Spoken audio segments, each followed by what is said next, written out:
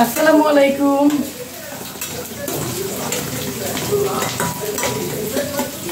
আজকে নিয়ে আসলাম কচুরলতি ভাজি চিংড়ি মাছ দিয়ে। কার কার পছন্দ জানাবেন। আমার কিন্তু অনেক পছন্দ। চিংড়ি মাছ দিয়ে আসলে ভালো লাগে সবকিছুই। চিংড়ি মাছটাই শুধু আমার ভালো লাগে না। যাই হোক, আমার বাচ্চারা অনেক পছন্দ করে। যদি কোনো সবজি ওরা খেতে না চায়, সেক্ষেত্রে আমি এই চিংড়ি মাছ দিয়ে ওদের রান্না করে খাইয়ে দিই, সমস্যা হয় না। তো লতি ভাজির জন্য আমি পেঁয়াজ, রসুন এবং কাঁচামরিচ দিয়ে দিয়েছি। অনেকটা রসুন দিয়েছি, কারণ রসুন আমার অনেক পছন্দ। আর এমনিতে কচুর আইটেম কোনো কিছু রান্না করলে, লতি, কারি বা কচু শাক, সেক্ষেত্রে আমি একটু রসুনটা বেশি দেই।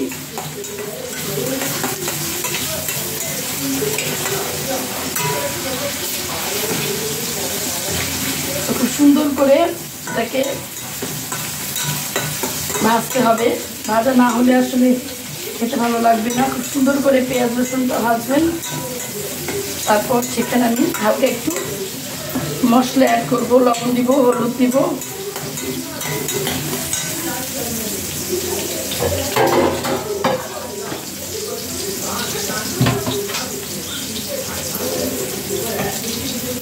আমি এখন লবণ দিচ্ছি, পরে আবার দেখে দিব। যদি আবার বেশি লাগে তখন দিব, না হলে আর দিব না।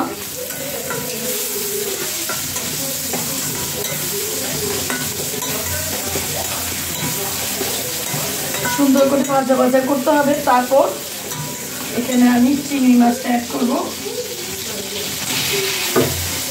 যেহেতু চিংড়ি মাছটা দিলাম, সেজন্য এখানে আমি হালকা একটু হলুদ গুঁড়ো দিব,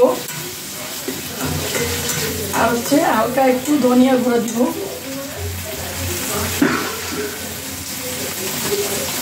খুব বেশি দিব না, কারণ বেশি হলুদ হয়ে গেলে আসলে খেতে ভালো লাগবে না। এই যে এতটুকু হলুদ গুঁড়ো দিলাম।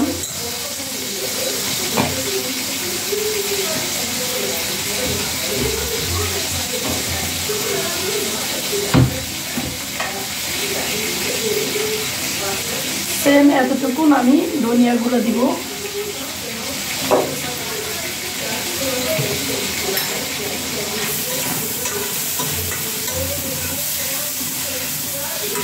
সুন্দর করে ভাজা ভাজা করবো, তা না হলে মাছ থেকে একটা কাঁচা কাঁচা গন্ধ আসবে যদি রান্না করে ফেলেন সেই ক্ষেত্রে। আর চিংড়ি মাছটা এমনিতেই রান্না করতে খুব বেশি সময় লাগে না। তো এখানে আমি এই পর্যায়ে একটু আস্তা জিরা দিব।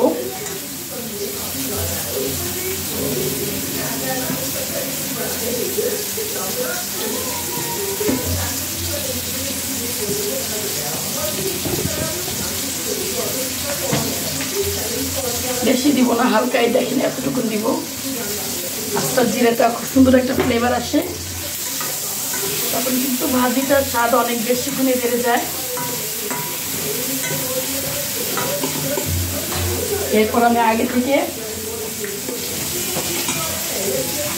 সিদ্ধ করে রাখা লতিটা দিয়ে দিব।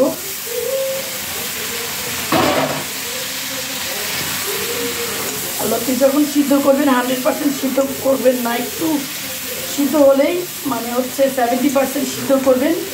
মোটামুটি একবার নরম হয়ে যাবে, তখন লতি নামালে তখন কিন্তু খেতে পাবেন না।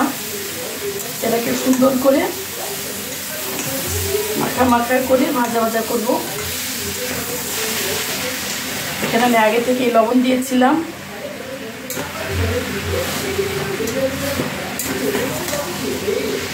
তারপর আমি এরপর একটু টেস্ট করে দেখব লবণটা একটু লাগবে কিনা।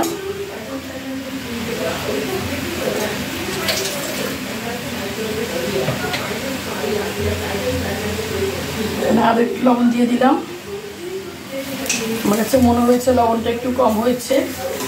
তো আপনারা অবশ্যই যার রান্না দেখিয়ে রান্না করবেন, আগে থেকে চিন্তা ভাবনা করে নেবেন। কারণ লবণ ব্যাপারটা, মশলা ব্যাপারটা যার যার পছন্দের উপর নির্ভর করে। কেউ বললো 1 চামচ, কেউ বললো ½ চামচ। ওই অনুযায়ী না দিয়ে আপনারা পছন্দ অনুযায়ী দিবেন। তো এভাবে এটাকে ভাজা ভাজা করলে হয়ে যাবে লতি ভাজি। একটু হালকা হালকা ঝোল যেন থাকে, তা না হলে কিন্তু লতি খড়খড়া রাখবে, স্বাদ লাগবে না।